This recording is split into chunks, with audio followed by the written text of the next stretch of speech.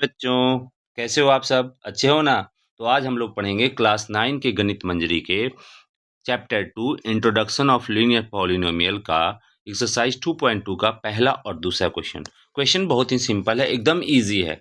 आप देखेंगे और आपको मजा आ जाएगा, आप बना भी लेंगे। ठीक है, क्वेश्चन क्या कह रहा है कि एक लीनियर पॉलिनोमियल दिया हुआ है 5x-3।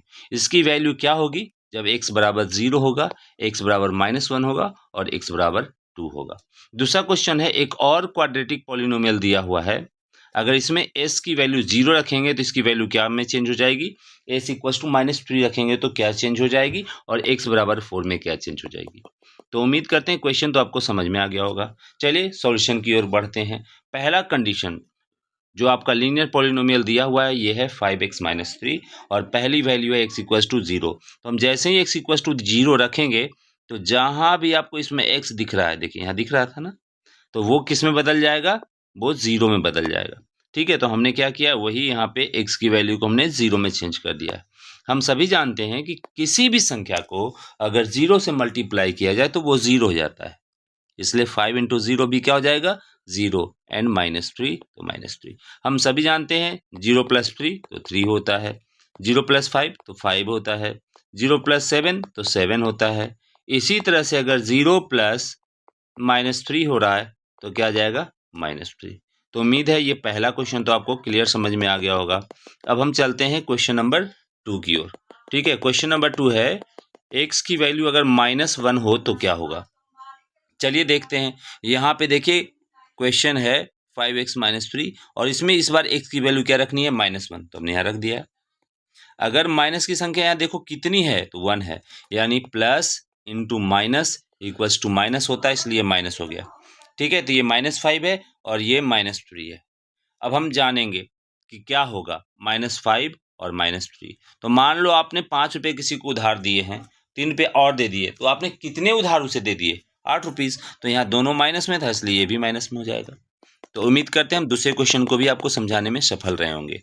अब आते हैं क्वेश्चन नंबर 3 की ओर।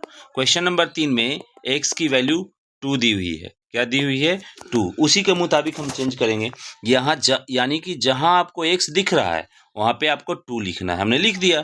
तो 5 इंटू 2 कितना हो गया, 10, और 10 में से 3 जाएगा तो क्या हो जाएगा, 7। तो उम्मीद करते हैं ये क्वेश्चन भी आपको समझ में आ गया होगा। सेम यही पैटर्न पे क्वेश्चन नंबर 2 को भी सॉल्व करना है, लेकिन इस बार क्वाड्रेटिक पॉलिनोमियल में, है ना। पहली वैल्यू x की क्या है, 0, यानी क्वाड्रेटिक पॉलिनोमियल में जहां कहीं भी आपको s दिखाई दे रहा है वहां आपको 0 रखना है। हमें यहाँ पे दो जगहों पे s दिखाई दे रहा है, एक 7 के साथ और एक 4 के साथ। तो हमने 7 के साथ जो s स्क्वायर था उसको 0 का स्क्वायर बना दिया और 4 के साथ जो s था उसको 0 बना दिया। क्लियर, समझ में आ गया। 0 का स्क्वायर क्या होने वाला है, 0, और -4 इंटू 0 भी क्या होने वाला है, 0, प्लस में 6। अब देखो 7 इंटू 0 क्या होने वाला है, 0। तो 0 में से 0 गया और प्लस 6 हुआ, तो 0 में से 0 गया 0 ही हो गया, 0 में 6 जोड़ेंगे तो 6 ही हो जाएगा। तो ये आपका क्वेश्चन नंबर 1 का सॉल्यूशन हो गया। अब आएंगे क्वेश्चन नंबर 2 का दूसरे पे।